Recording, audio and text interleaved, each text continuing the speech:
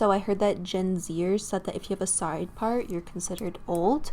So I'm trying out the middle part today. I feel like my forehead is the size of Mars right now, but we're just gonna roll with it. Hey guys, and welcome back to my channel. So over on my Twitter and Instagram, I asked you guys about some video topics you would like to see from me. Be sure you follow me there to be part of future polls for future videos. And one that I got overwhelmingly high votes on is tips for working with brands, how to reach out to them, PR, contracts, emails, all the stuff that goes into it. So I thought I would make a video on it today to try and give you guys 5 steps that I think are super important to working with brands. Now, I've been in the industry for a few years now. I am not an expert by any means, but I have definitely worked with brands of all sizes. I know a little bit about how they work. So I thought I would share the information that I have with you guys. It's some stuff that I wish I would have known when I first started. So if you guys want to hear my 5 vital steps to working with brands as an influencer, go ahead and just keep watching.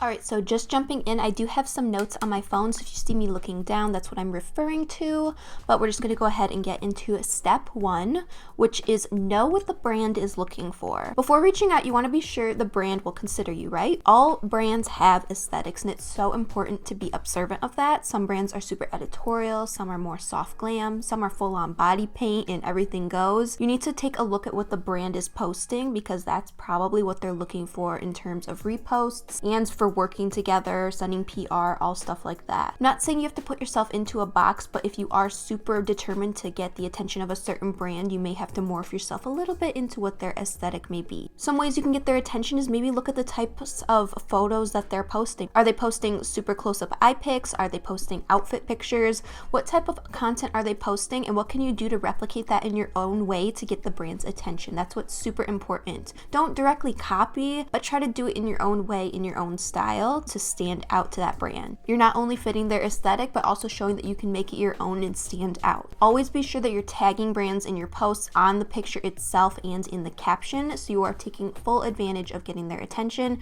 Also, don't be afraid to tag them in your story as well when you do post that post that's trying to get their attention. Don't bombard them, but you can definitely tag them as much as you can to try and get their social media team attention. And it may not seem like it, but no matter what size your account is, brands are looking to work with whomever as long as they can create the type of content that they're looking for. So no matter what your size is, big or small, as long as your content can produce and you can show that you can create the content that they would be looking for, there will be work for you and there will be opportunities. So be very conscious of who you are trying to appease to and how you can do that in your own way. Alright, so now we're on to step 2, which is to know who you're talking to. Emails can get pretty wild. Once you start getting brand attention, you'll get a flood of some emails from different brands or people claiming to be brands, and it's really easy to get scammed if you don't know what to look out for. You really want to be sure you're talking to a brand rep and not someone trying to get your information for ulterior motives, which can be super scary since email seems super anonymous at times.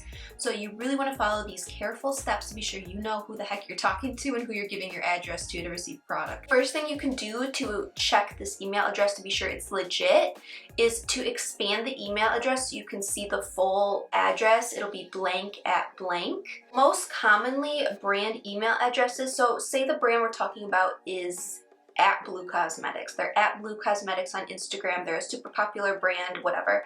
So if Blue Cosmetics was to reach out to you, usually brand email addresses, they don't always follow this format, but it's something similar to PR@bluecosmetics.com or info@bluecosmetics.com or customer service at bluecosmetics.com. There will always be an at bluecosmetics.com because when you work for that brand, you get a specific address that correlates with that brand. So all the workers will have at Blue Cosmetics. Take a shot every time I say at Blue Cosmetics. When those brand reps work for the company, there will always be an at brand name email address that they get when they start reaching out to influencers. So that's something that you really want to look at. Check the email first and foremost. Be sure it's legit. It's not at Gmail, it's not at Yahoo, at Hotmail, nothing crazy like that. If it's something like that, it could be a small business, so that you might want to double check. You maybe look up their Instagram name and make sure it's a brand. Not always though. In some small instances that may be a thing, but large brands reaching out to you, they will usually have an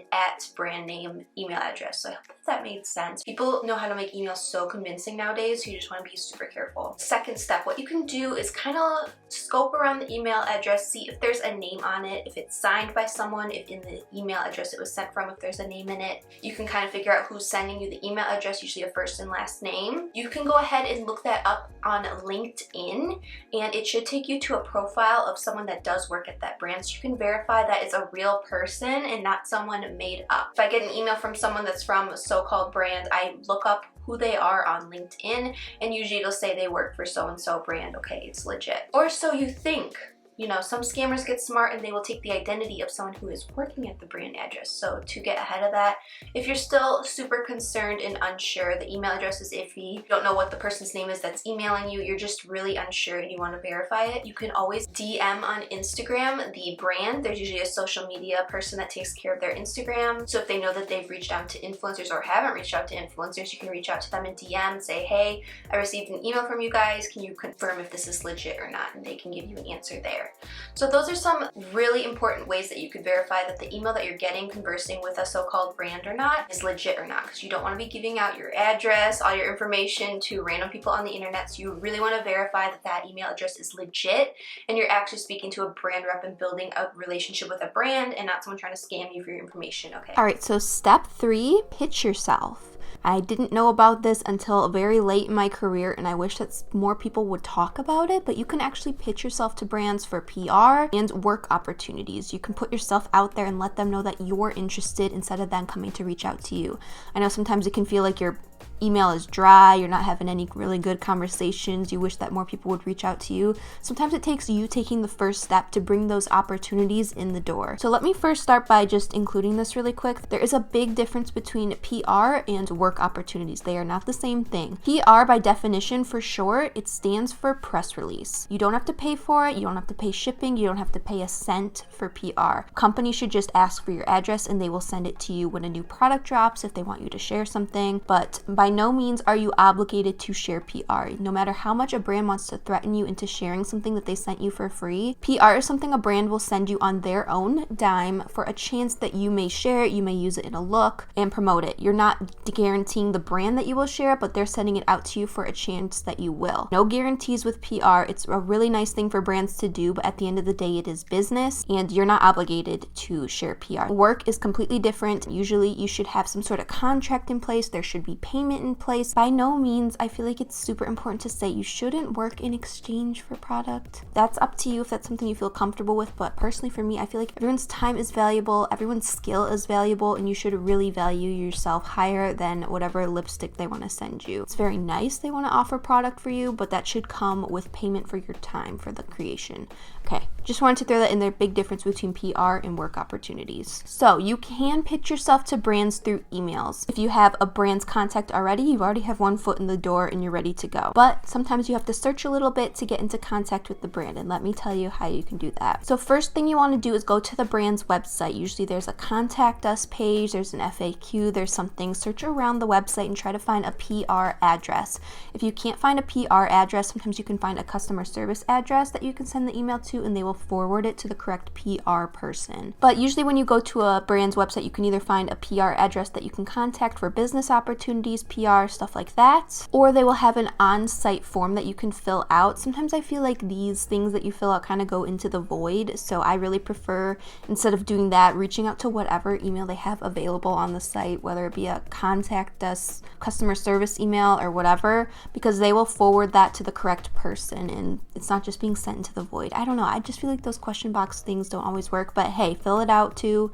See what happens. You never know how brands get their information and how they're getting their messages. But regardless, any direct email to the brand is your best bet. Any contact that you have on hand, any contact that you can find on their website, that's who you want to reach out to build a relationship. All right, so now let's say you have the email, you have the contact info, you know who you're reaching out to. In the subject line, you're going to want to either write business inquiry for a business proposition if you're pitching an idea for them, or to PR inquiry if you want to possibly be someone who represents the brand and what products they have and all that good stuff. So be sure that you're titling subject line correctly, and you can put a times your username times your name.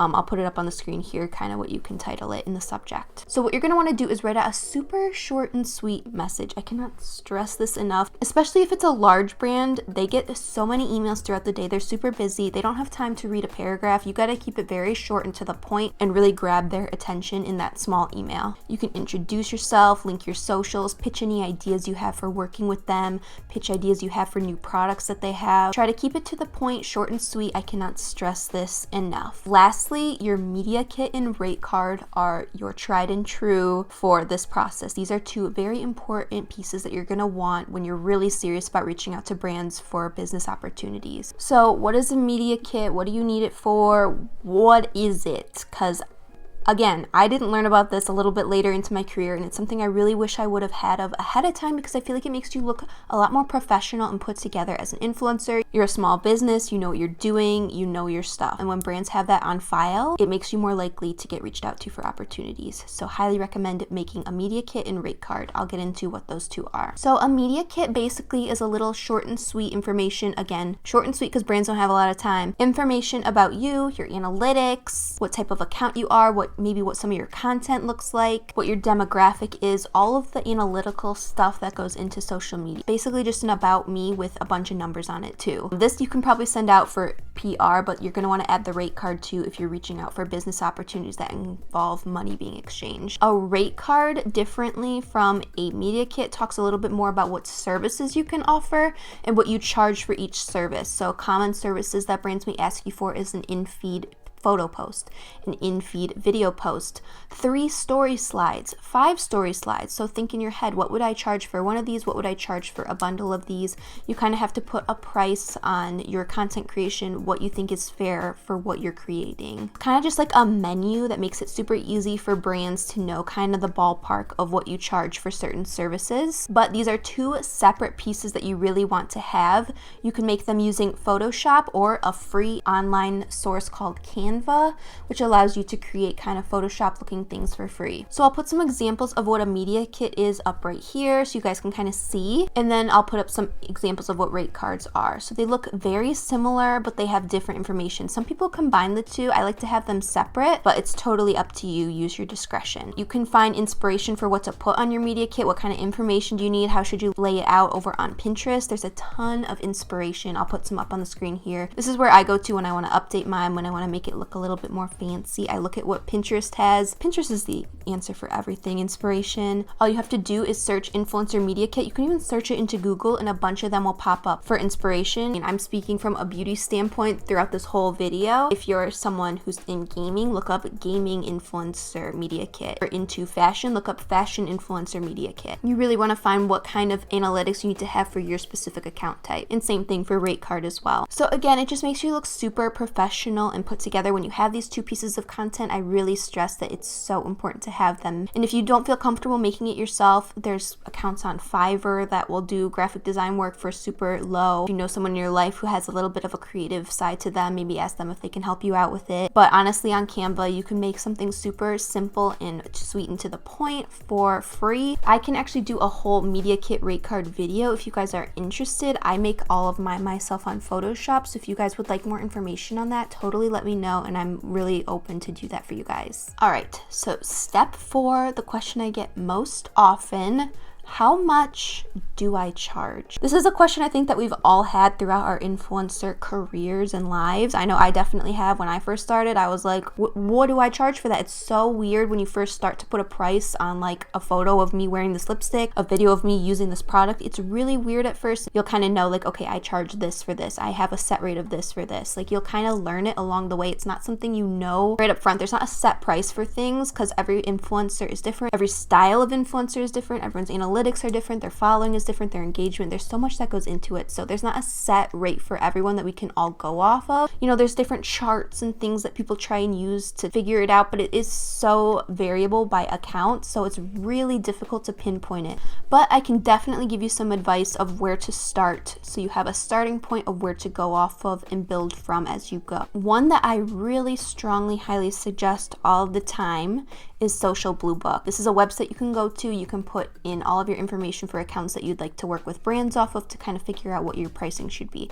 So you can connect it to your Instagram, you can connect it to a YouTube account, you can connect it to any account that you have a following on that you'd like to be profitable off of. And on that website, it'll give you ballpark amounts for what you can charge for pieces of content. So for Instagram, it'll give you an example of what you should charge for one photo post, one video post, one story post. It gives you like ballpark amounts, and they're not exact, but they are very close and kind of give you an idea of what range you should be thinking when going to charge a brand for content. So like I said, knowing your rates is something that you're going to learn over time, but I really highly recommend Social Blue Book as a good starting point.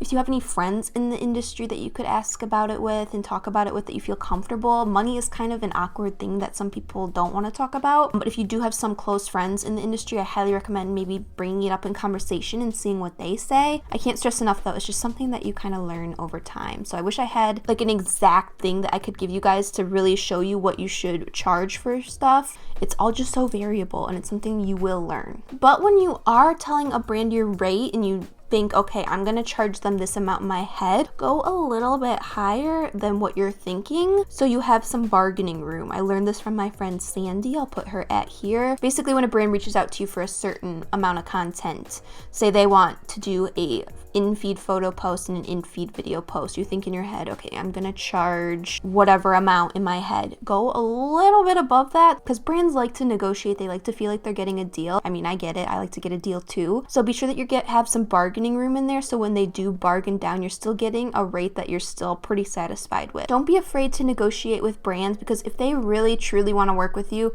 they'll negotiate with you until you guys both feel like you're getting a fair rate for what's being exchanged in return. So don't be afraid to stick up for yourself. Know what your worth is. Really stick to what rate you feel like you deserve for said piece of content, and if they are not willing to pay that, it's not meant to be. So don't downplay what you're worth in order to work with a brand. Trust me, it's not worth it. Wait until you find a brand opportunity that is really going to pay you what you feel you're worth. And also, I do want to throw this in because this is something I really wish I knew when I first started working with brands is, okay, so say you and a brand agree to work together, they send you the contract to read over before signing. Something that you really want to look at before signing a contract is under a clause that should say something like payment terms, payment timeline, something like that, something to do with just payment. You're going to want to find that. Reading contracts is so annoying. I definitely recommend having someone with a little bit more knowledge about it to read it over for you if you're not super comfortable with it. But you're going to want to find that payment clause, and in the clause it should say something like net 30, net 60, net 90. So say net 30 means they have 30 days to pay you. So say you sign a contract with a net 90,